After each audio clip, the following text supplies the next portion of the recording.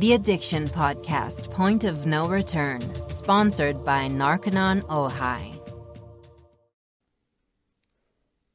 Hello, everybody, and welcome to the Addiction Podcast, Point of No Return. My name is Joni Siegel, and I will be your host for today's episode.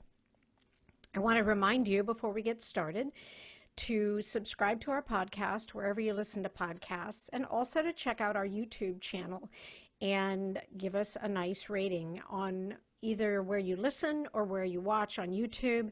Give us a good rating because then people find us.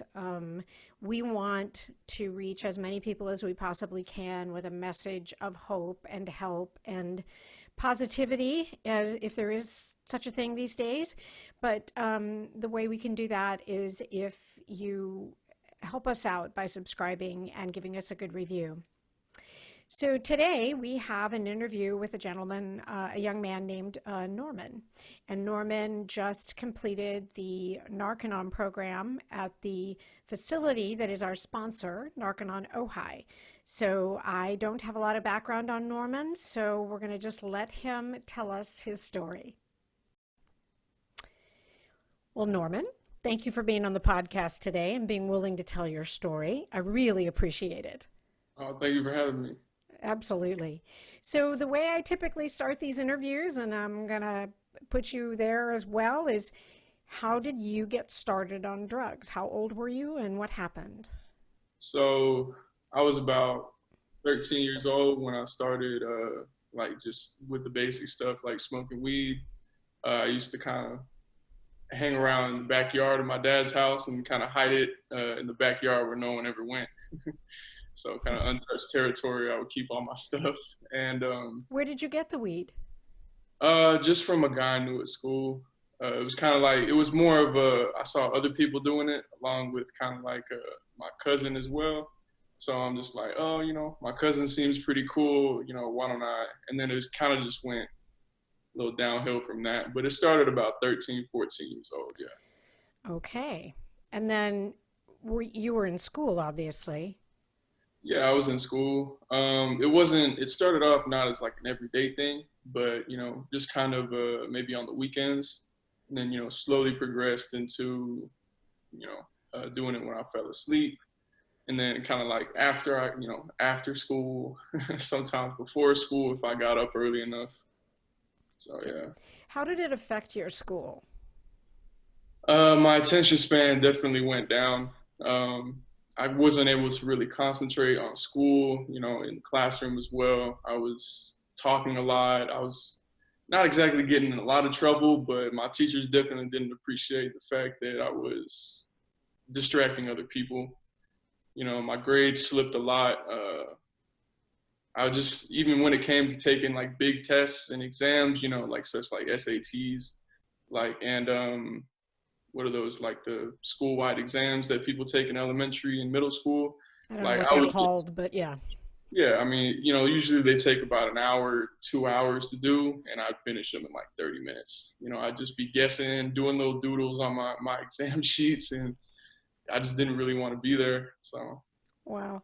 Now, do you know what your grades, like what your grade point average was before to compare with after? Do you have any idea? Yeah, I mean, it was about like a B average, like, high C, low B.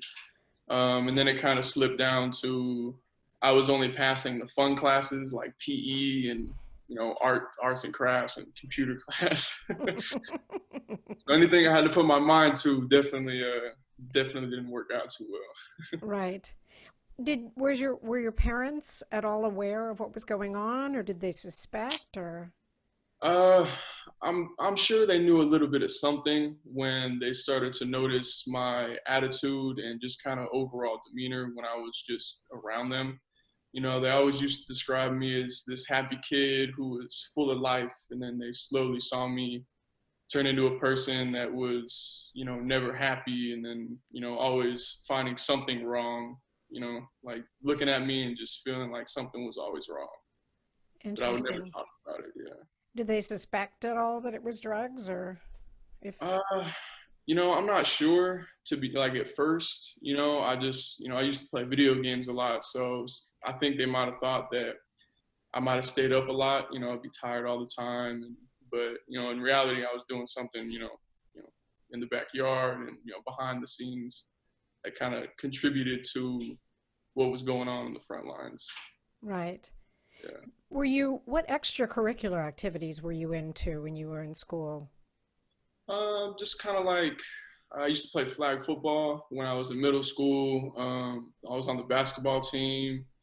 When I got to high school, I played freshman football, and then I kind of jumped out of that because my grades were slipping, as well in high school. And then I spent about a little bit in college, but I didn't do very much.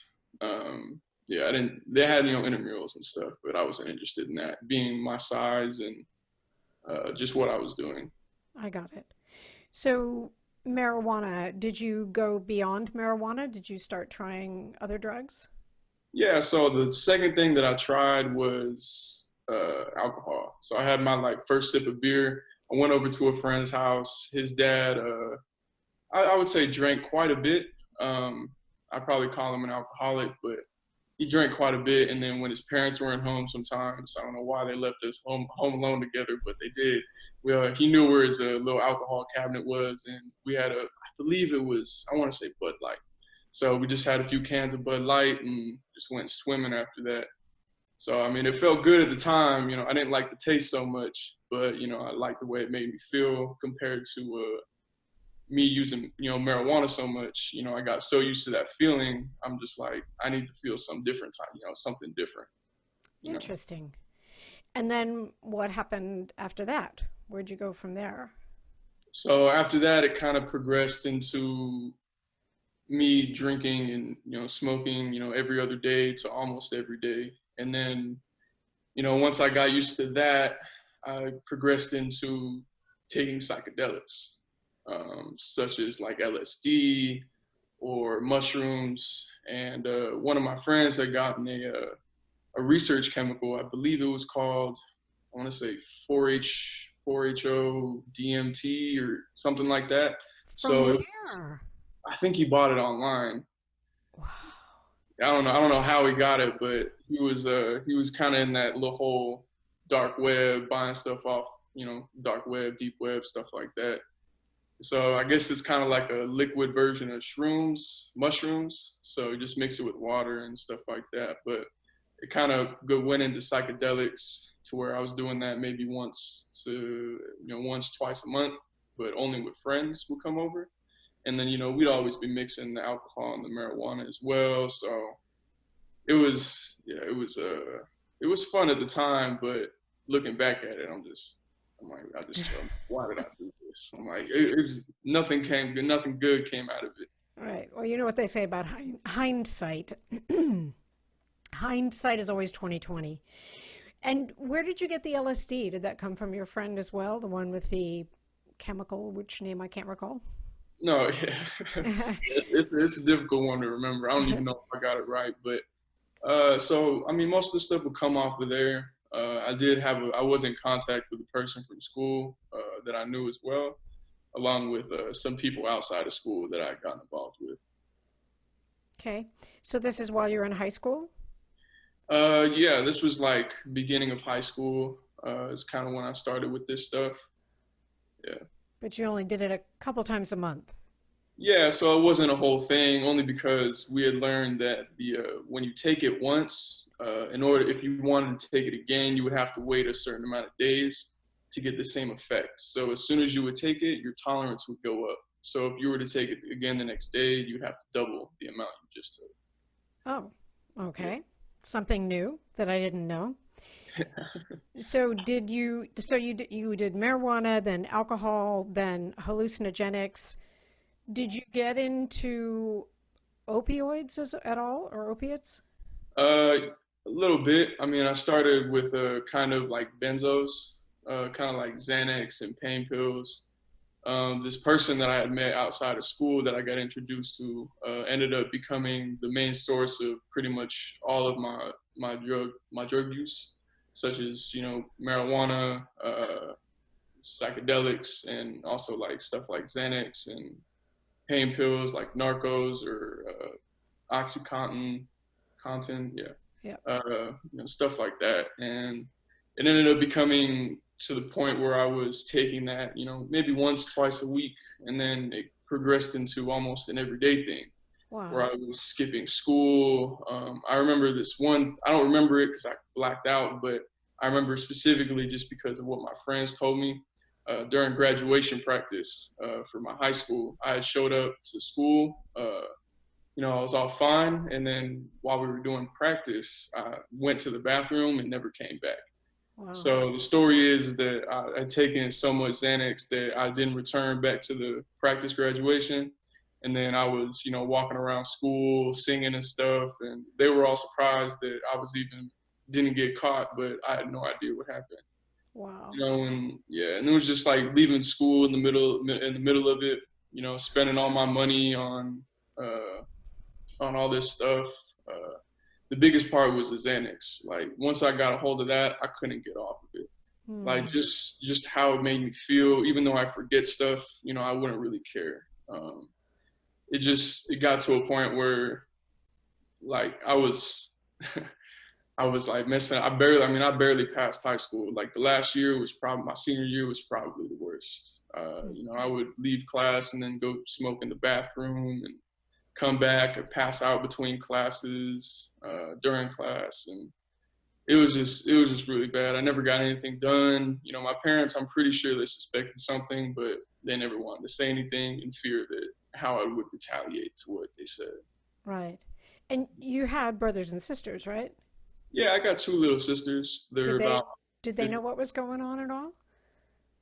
Uh, I don't believe so.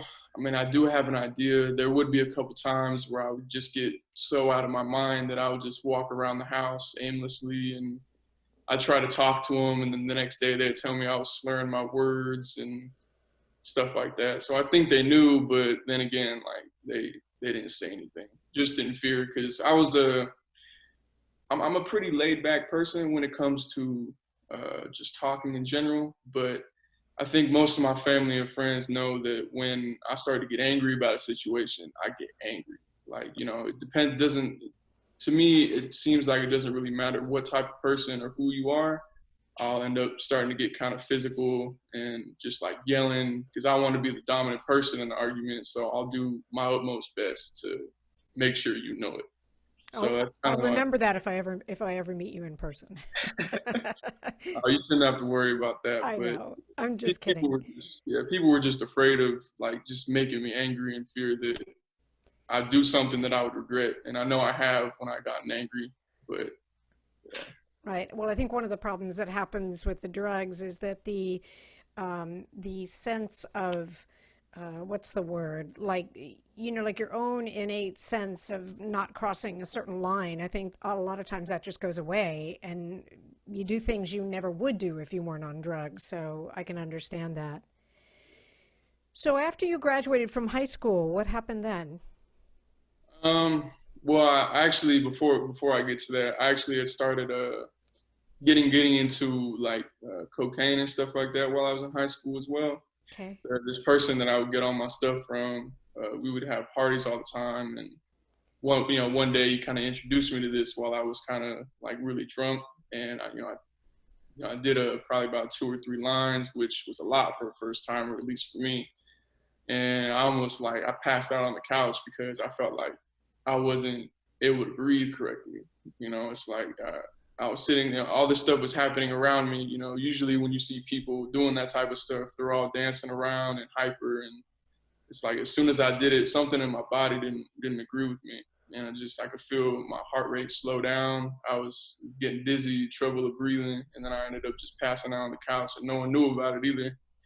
But once I got out of high school, I went to college for a little bit over in St. George, Utah. It's called Dixie State. Okay. Um, that's when kind of stuff really started to escalate, for me at least. I started off doing okay. I was still drinking and taking Xanax and smoking marijuana while I was there. So, I went to class for like the first couple weeks, and then every day or every 4 days, because I didn't have that many. And then I slowly went down to 3 days, 2 days, one day a week, skipping a whole bunch of other classes. And then I got really into, this started when I was in high school, but it got a little bit worse when I was in college. I started dealing drugs as well. So when I was in high school, it would be a lot of selling marijuana to kids, or more people outside of it, because I didn't want people knowing at school what type of person I was. Along with just like pain pills and cocaine, along with I think they call it lean, which is like promethazine with codeine. It's kind of like cough syrup. Okay. So I know a lot of like influential people, like rap artists and stuff, use it as well. They rap about it, have it in their songs, and so that was one of the things that I was also using as well. But when I got to college, it was mainly dealing around school, like the college, because I lived right across the street in the dorm room for part of it, and then I lived on campus. But down there in St. George, they frown upon it so much. Like, you can get a pretty hefty fine, and depending on how much you have, you get a lot of jail time. So it was kind of like I was selling it out of my house, out of my dorm room sometimes, or I'd walk around campus. I'd be missing school. And this was when I graduated high school. I was about 330 pounds. And because I would always eat a lot because I was like super depressed, just I didn't like the way I felt or what I was doing. So I always tried to hide it. But during this time, my freshman year at college, I had been taking so much stuff that I was only eating about maybe once to twice every other day. Okay. So I had lost like 80 pounds just from starving myself because I was taking so much. I had no appetite. It really didn't make me feel good. I was up all hours of the night when people were asleep so that I could walk around campus and get it to people that needed it 2, 3 in the morning. And then it got like, I ended up getting kicked out of my first dorm room because there was an issue with one of the resident managers seeing a video of me online, I believe snorting a pain pill off my laptop in the dorm room.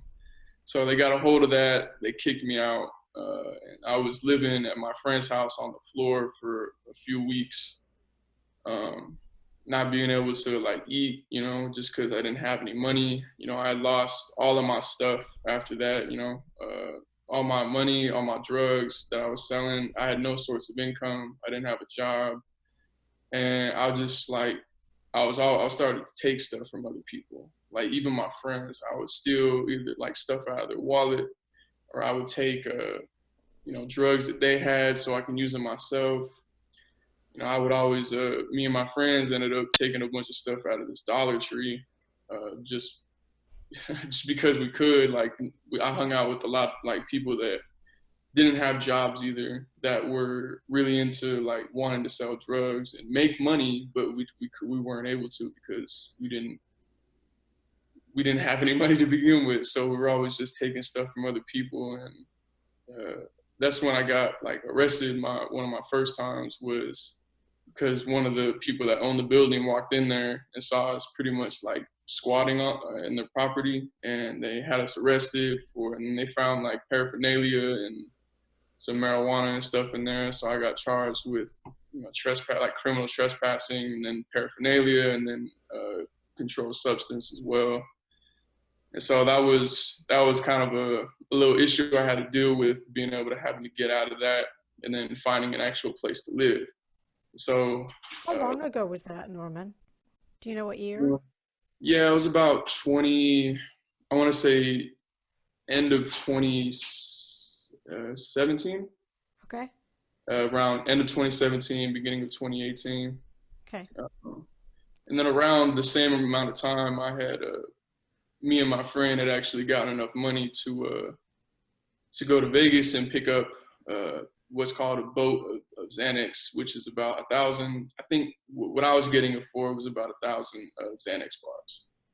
And we had driven to Vegas, and we were at this guy's house, and I came up with the bright idea after we've been smoking and stuff the whole way up here that we should rob the guy.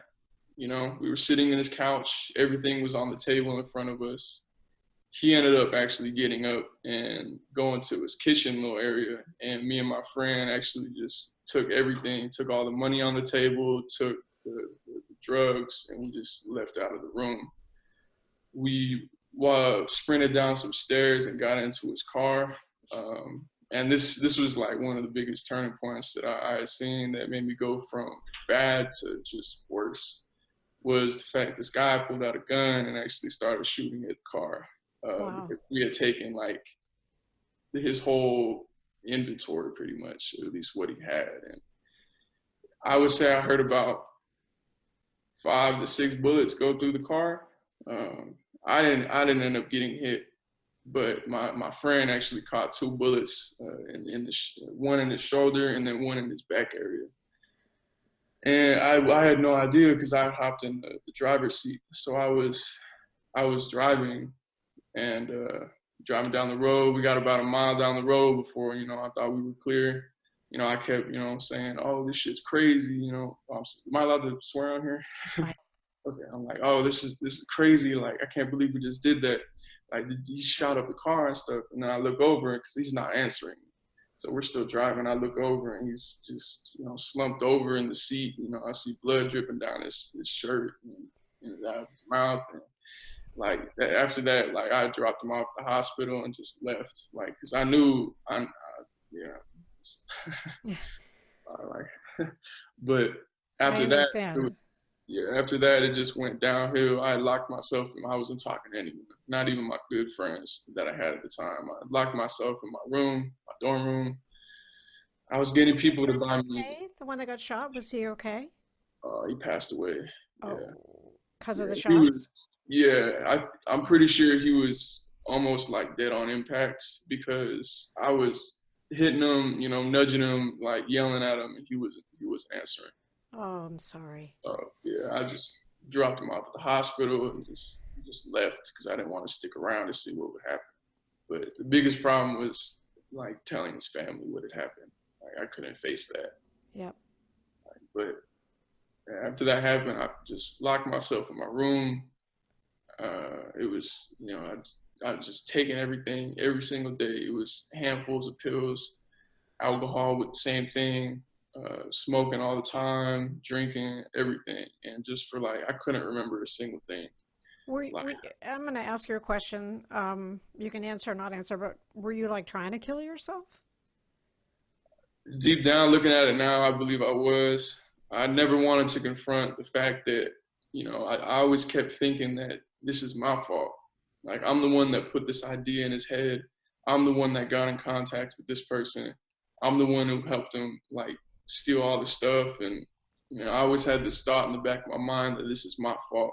I kept blaming myself for it. So I'm just like, I always thought that since I caused this, I got to make up damage to him by doing something to myself. So I felt like I could see it. The people around me could see that I was having a problem. Like I didn't tell anyone what had happened, but just by the amount of things that I was taking, they had to know, they knew something was wrong. But I could never face that at all.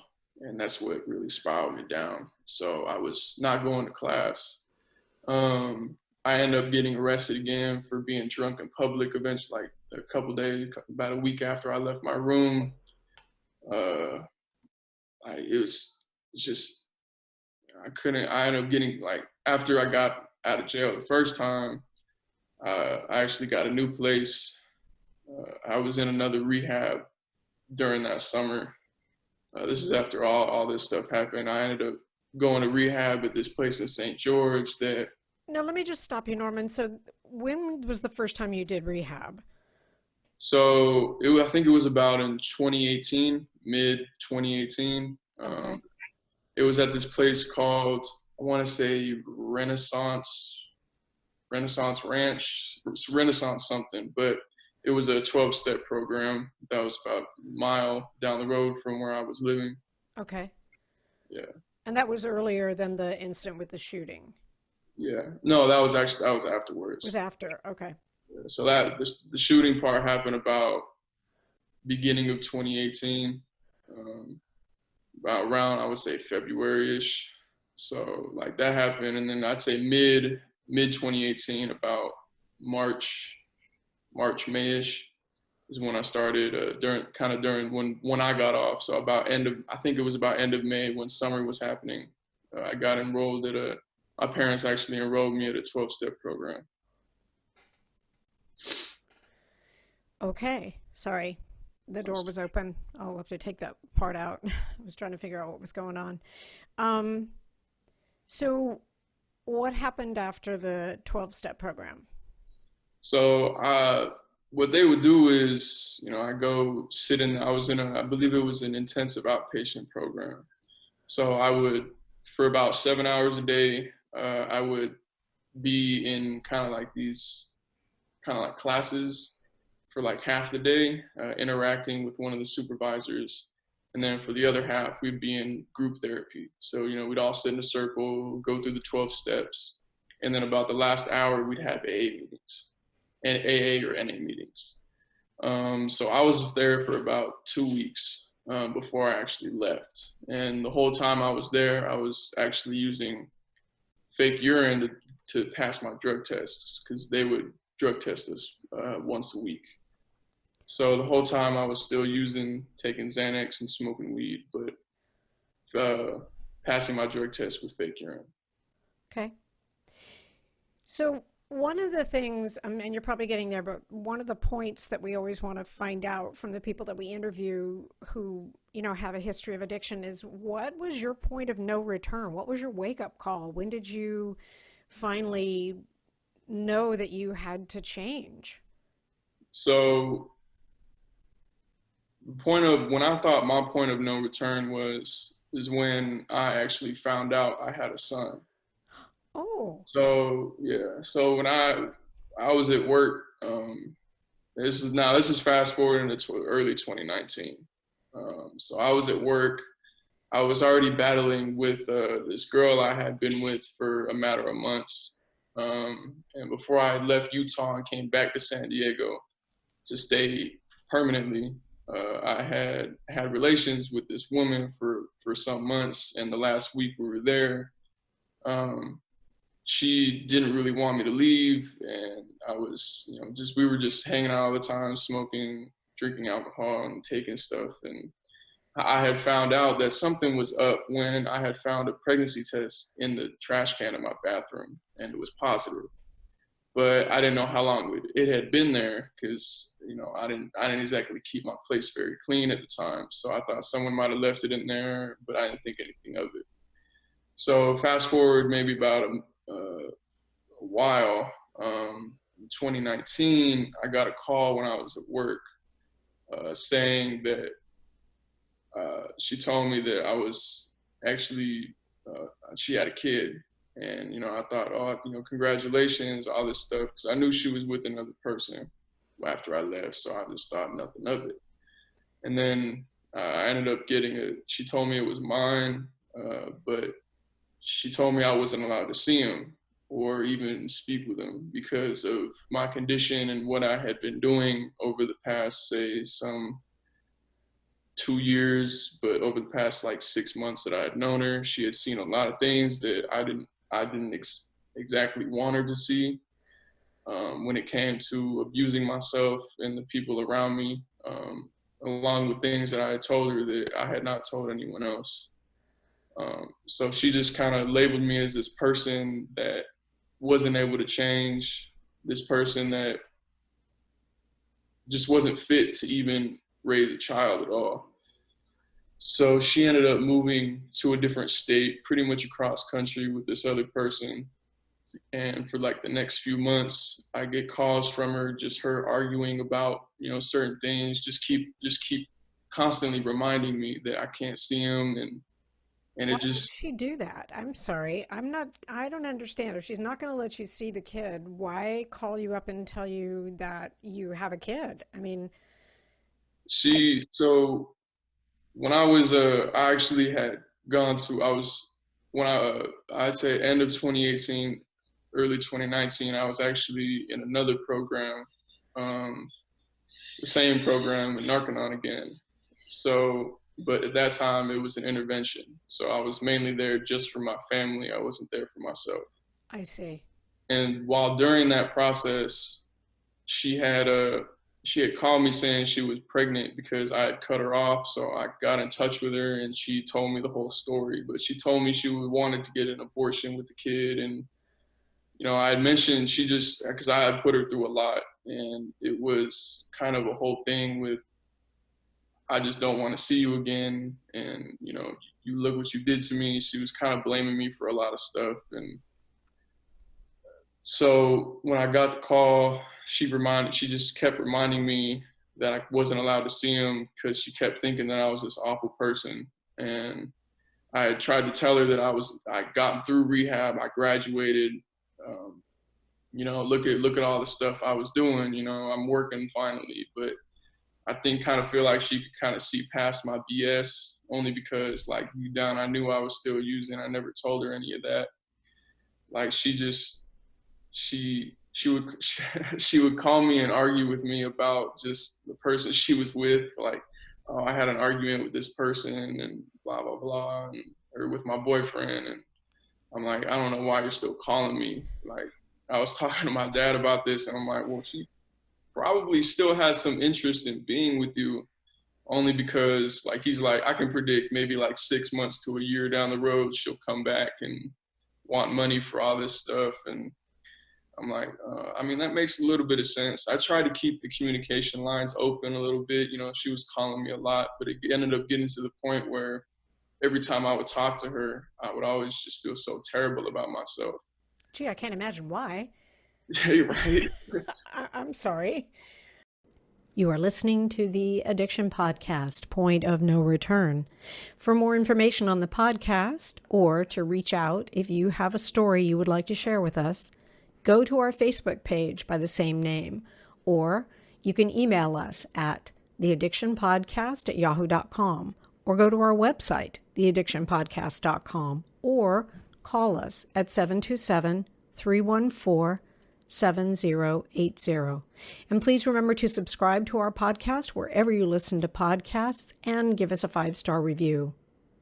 For more information on our sponsor, Narconon Ojai, visit their website at narcononojai.org. That's NARCONONOJAI.org. Or call 1-866-231-5924. That's 1-866-231-5924. Sometimes, the hardest thing about getting someone into recovery is getting them to agree to treatment. Bobby Newman, a certified drug counselor with 30 years' experience and an over 85% success rate as an interventionist, has created a series of 12 videos that you can use right now to learn every step to get your loved one to agree to treatment.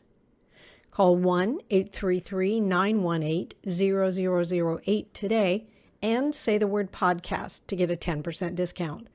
Or go to newmaninterventions.com and type in the word podcast for a 10% discount. This service comes with a free 1-hour consultation with Bobby. Yeah, I feel so terrible that I would just go out and just abuse my body and just put all this stuff in just because I never wanted to feel anything. Like, I got to a point, that was the point where every day was just numb. I didn't have any emotions. I was just living each day by what had happened in the past. And it just, I didn't want to feel anything. It's like, another part was like, when I was using it, I never was communicating with my family at all. And one of my sisters had expressed that she was going through depression and that she was having like these suicidal thoughts. And I can't even think about it now, at the fact that I wasn't even there for her when she was having these thoughts. I'm like, I should have been there talking her through anything. Like, she's still alive today because, you know, luckily she had my other sister and my father. But I'm like, I kick myself every day at the fact that when she was talking like this, I was out and like I could have lost my sister to what I was doing. Like, I could I couldn't handle it. So after all this stuff happened, I had gotten in contact with Fabian Padro at Narconon Ojai, and I had actually my bad. Let me come back to this. So I ended up having to actually go back to Utah for court to handle a drug charge and alcohol charge back in early or late 20 or early 2018. So I had gone back there after work. I had shown up high at work. My boss knew it. He kind of kicked me out of the office and told me not to come back till I go to court. So I flew up to Utah, went to court. The whole time I was there, I don't remember anything because I was just so out of it and didn't want to feel anything that I was just taking a bunch of stuff like Xanax and pain pills, along with smoking a lot of weed and to drinking alcohol as well. And I couldn't remember anything. I didn't even remember going to court. And then I ended up like losing one of my best friends to just something that I had done while I was under the influence. And this was a person I talked to we were hung out almost every day. You know, she was a person that I could trust with anything, and she's a person that made me happy when I was down. And I don't know, I can't even remember what I had done. Like, it was just, I blacked out so hard that I had lost all control of myself and what I was saying, what I was doing, and ended up losing a person I cared about the most. What happened to her, Norman? Well, I can't really recall exactly, but I had I had taken a lot of Xanax and drank a lot of alcohol, and I was basically unconscious while conscious. So I was roaming around, we were hanging out, and I think I must have said something or did something that really just made her not trust who I was anymore. I got it. You didn't physically hurt her. You just No, I don't. upset her to the point where she didn't want to be around you. Yeah, I I got think it. just yeah. Okay. So that was another thing. And then when I got back from Utah, I went straight to my father and I'm like, look, this is what's going on right now. I do not feel like I, I'd be able to last any longer if I continue at what I'm doing. I need to go back to rehab. Like, I told him when I wake up in the morning, I wouldn't be able to recognize who I was. I'm not the person that I aspire to be. Every single day, I would wish that I would have, reach my goals that I had set for myself. But each and every day, I'd wake up and do the same exact thing, expecting something different to change. But no change ever came. And so I told him I had to go back to rehab, and I told him that I wanted to go back to Narconon, like, because the first time I was there, I didn't want this. I didn't want to be clean. I did not want to be sober. The whole time I was there, I was talking about using when I got out, and it didn't help at all. I maybe stayed sober for like 2 months, which was good for me. But as soon as I got that phone call about my child that I had, it went downhill, spiraled very quick. You make a really good point, Norman. I mean, we've obviously talked about, the Narconon program, and I want to go into the program with you and what the steps are and what you got from them.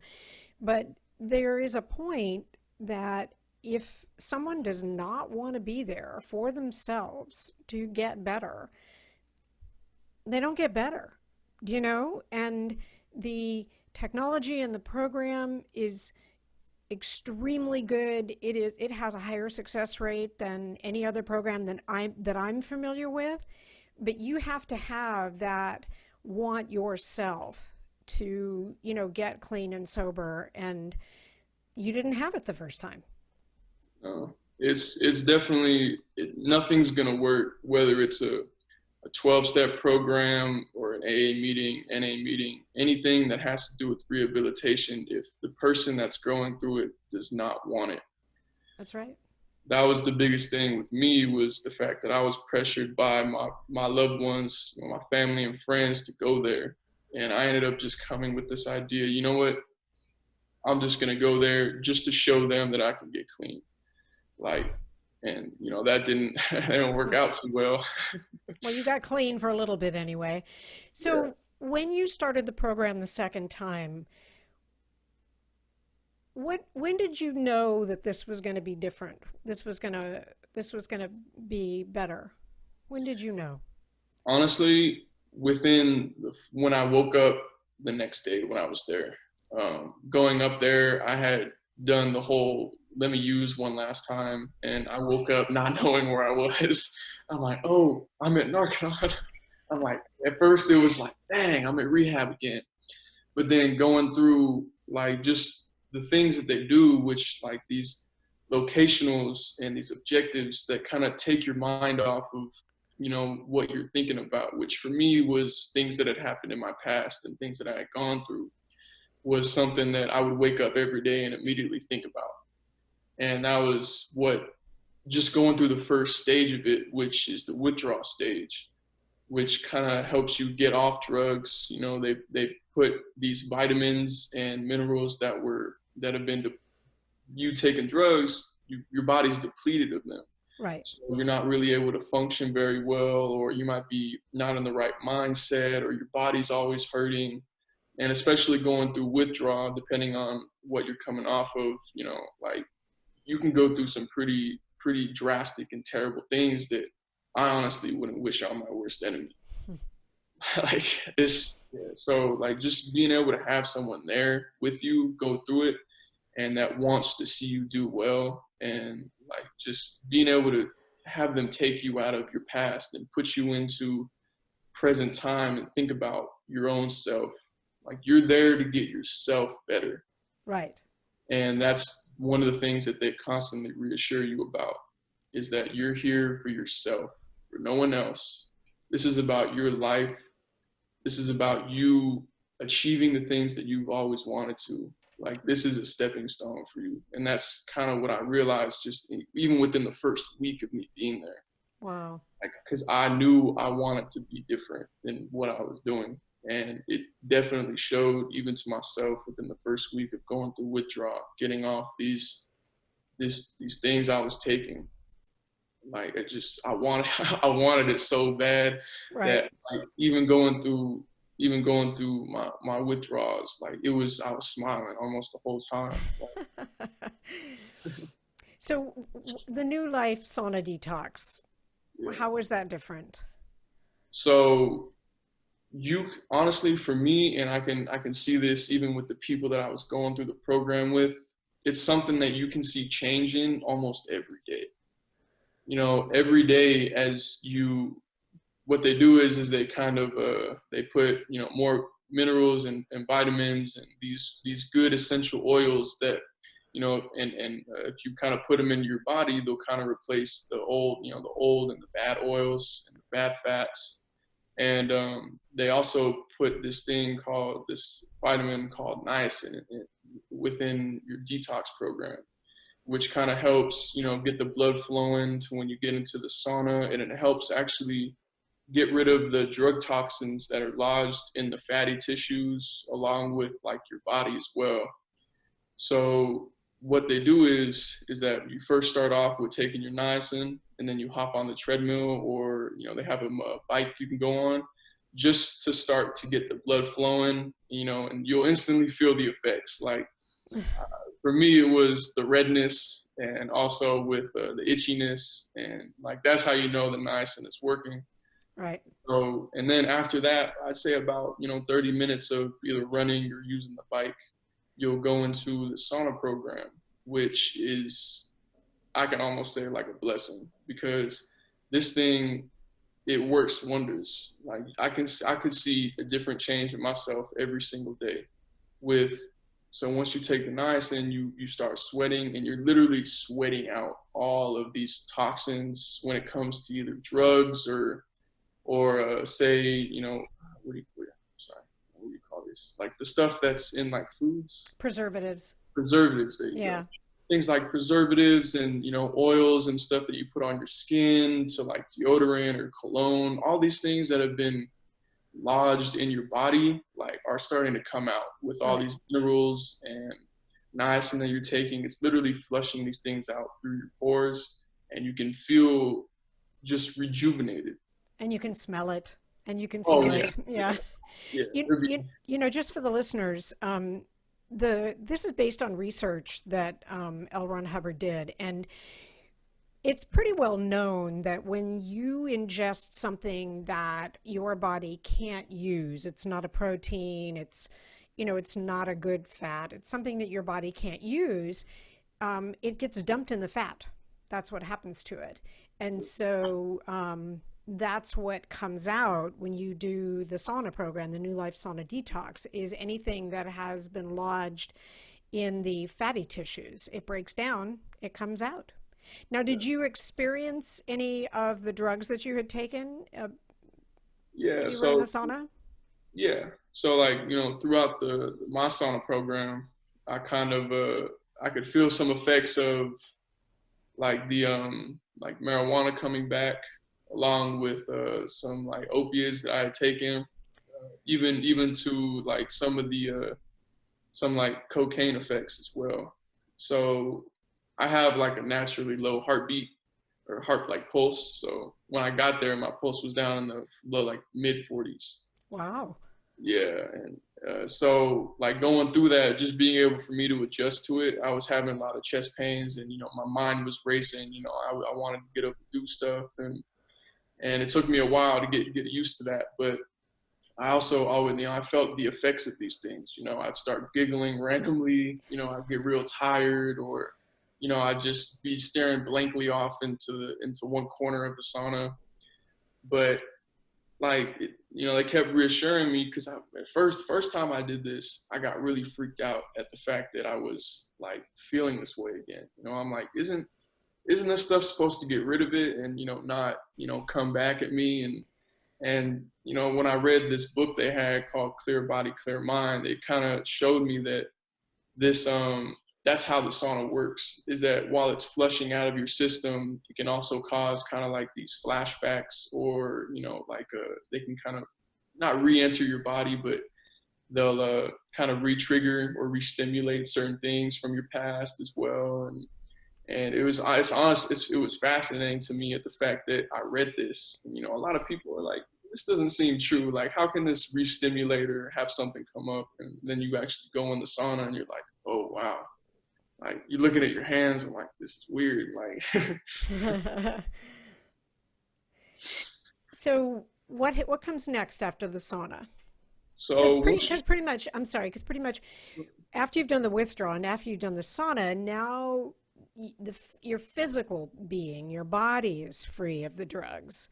So then you have to address the mental and spiritual aspects. yeah, so once you get out of the sauna, like, you'll definitely feel a whole new sense of kind of like vitality. Like, your physical wellness you'll just feel like you'll feel great. Like, that's how I felt. My skin was clearing up and everything, and I had so much energy. I started working out, but after that, you'll get into what they call like the course room, which is, with objectives, and like you said, kind of like mental and spiritual type of trials, and like drills and stuff. Well, not really drills, but so these things kind of help you take your mind out of the past, out of the things that you've done or things that you've had done, and put you into a more stable and present time, to the point where you can focus on you and the things around you.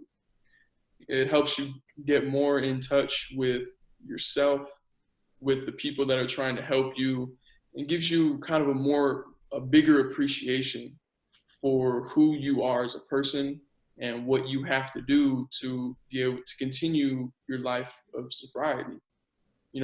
Being able to know that your body is like a temple, and you always got to keep it clean, and you always got to take care of it. And the biggest thing that I had realized when I was in the course room doing objectives was just how out of touch I was with listening to myself. I would always listen to other people, taking other people's advice before listening to myself. And when I finally realized that I had to get clean, that was a point in time where I had actually listened to myself instead of the people around me telling me I needed to get clean. Right. And that was the biggest thing for me, was just realizing that I have the power to do anything that I want. I don't have to hold myself back. I don't have to listen to, these other people telling me that, oh, you have to do it this way, you have to do it this way. And it gave me the power to believe in myself, to realize that I can do pretty much anything I set my mind to. Yeah, and just if I It's wanted to it's true, and it's a huge realization. Sorry for cutting you off, but it's totally true. is like, if I wanted to stay clean, I can. Like, there's no, I was tired of giving these drugs and these substances the power to control myself, and I realized that I can't let them do that anymore. Like, I have to control my life, not let these things control them for me. And I realized that I wanted to be able to feel again. Like, going through since the age of 13, 14 years old, I had stopped having these certain emotions when it came to things. When it came to, say, death or the sadness, I ended up just not feeling anything. And I realized that going through this program, I want to feel feelings again. Like, I want to be happy. I want to be sad. Just things that make you who you are as a person. Right. I thought that taking these things would, what do you call it? Hold back my emotions, because Numb them. Yeah. I didn't like to show my emotions, because I thought it would make me kind of like a weak person. Like, oh, he's crying over this. Oh, he's whatever. But yeah, I wanted to just be who I wanted to be, and the course room and these objectives gave me that opportunity back. That's awesome. And then what about the is it life skills? Yeah, the Okay. life skills part of it. Yeah. So you start off kind of like with analyzing these certain people around in your life, kind of looking at who they are as a person and what kind of things they would do to either help your survival or less, like, lower your survival in life. So you kind of take a look at what they have as these social and antisocial traits when it comes to the people that you associate with in life. You take a look at even your closest family members, to if you have kids, to cousins, to friends, even to your drug dealers. And I mean, I'm sure anyone can say the drug dealer is not a very not a very good person for your survival. Right. So Except you might um, have had a different viewpoint when you arrived there. yeah, I was like, oh, he's a good person. He always had my best interests.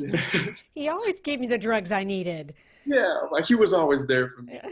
But like, it was, so you just take a look at these people and you analyze who is really there to help you kind of reach your goals in life.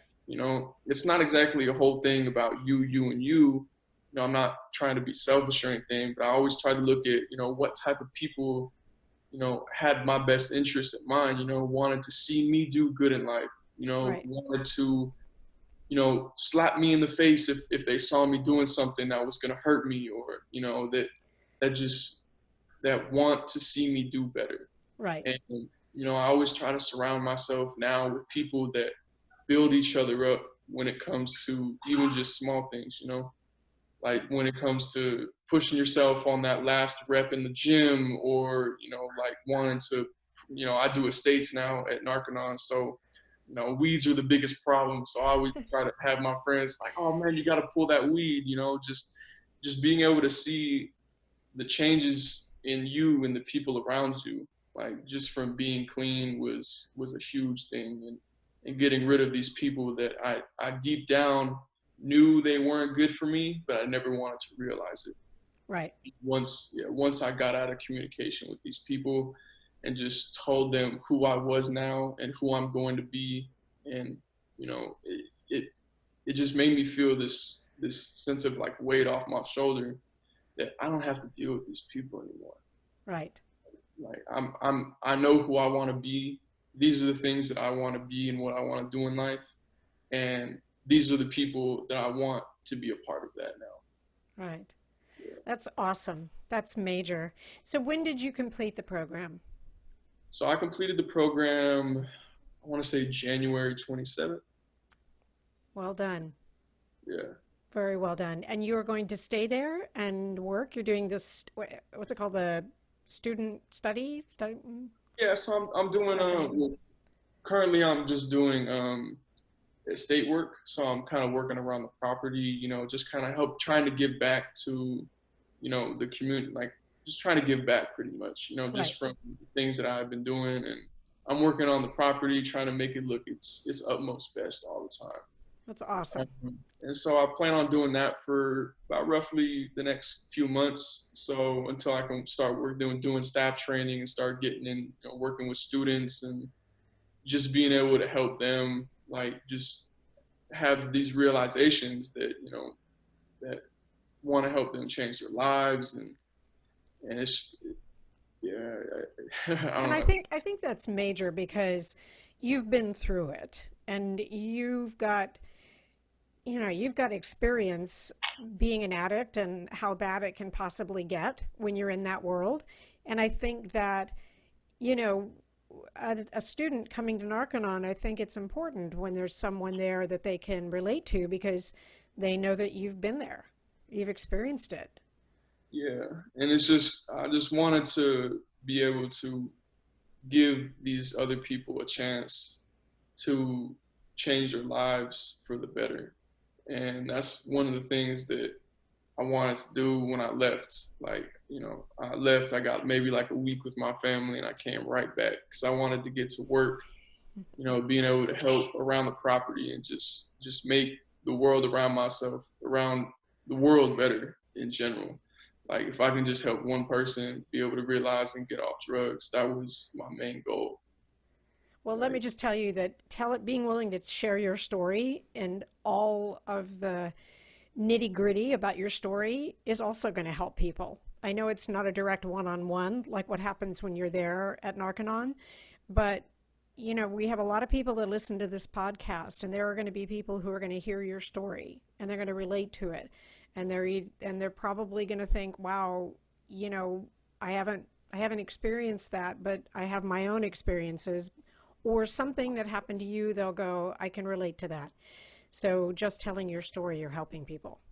yeah, and it's just being able, like, the biggest thing around me was just not being who I wanted to be. Like it was every single day I was using, and it just made me take even more steps back to where I wanted to be in life. And I finally had gotten to a point where I had realized that everything that I wanted in life was no longer within arm's reach. I had to finally do something about it because it wasn't only affecting me, it was affecting my friendships and my family. The people that I cared about the most didn't really want anything to do with me anymore. Right. And I couldn't take it anymore. I was fucking up too much. I was just always sad. I was always looking at the worst part of every situation. And I was always finding excuses to get around certain things. And there was just a light, just like a light switch, a switch that happened in my head that just made me realize I can't do this anymore. Right. It, it took everything in me because as soon as I made that call, the same day I went up to Narconon. So I was like, I still had the addict mentality of, no, don't call him. Like, give me a week to get my stuff in order. Let me go back home and do this real quick. And no, they got me as soon as I said it. Like within the hour, 2 hours of making that call, I was up. I was in the car already going up there, and it honestly made a huge difference in just how I approach life and just how I approach certain things with confronting issues in my life. I no longer run away from responsibility and hard work. And it feels so rewarding to be able to wake up every day knowing that it's going to be a better day, knowing that I made this switch in my life, and knowing that the people around me are just happy to be around me again, you know. Wow. That's awesome. Norman, thank you so much for sharing your story. Before I let you go, if you had one message to give to our listeners about getting into treatment, or just one message that you'd want to leave them with, what would that be? Ooh, okay. It's a lot of the times when you're going through tough times, you always think that there's no way out. Like you never want to look for that certain way out. You always think that your life is always going to be like this. Well, like it's all up to you. You know, like when it comes to other people telling you you need to get clean, I know from experience how angry that's going to make you, because when I had my intervention, I wanted to start fight. I almost got into a fight with the person that came and got me. So this choice to get clean is something that you have to realize yourself. It's not something that you can have other people tell you. There's going to be a point in your life where you're not going to see any insight of any type of I messed up one. You're going to see no light at the end of the tunnel. Exactly. You're not going to see anything coming out of what you're doing, and just being able to stay like focused on what you need for yourself, and just being able to realize that there's always going to be, like you said, a light at the end of the tunnel, but you just have to be the person to go get it. You have to be the person that wants things in life and actually puts in the work to go get it.